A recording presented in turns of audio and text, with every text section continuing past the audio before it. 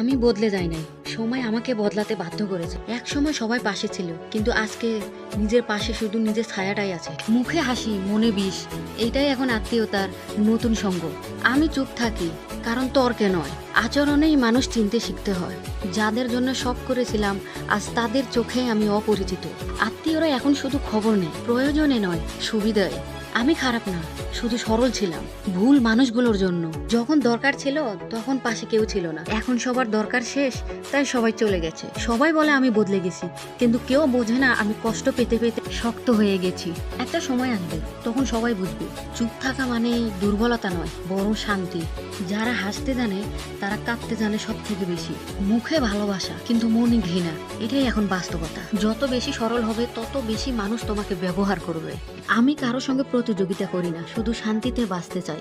আমি ক্ষমা করি, কিন্তু ভুলে যাই না, কারণ স্মৃতি মানুষকে শক্ত করে দেয়।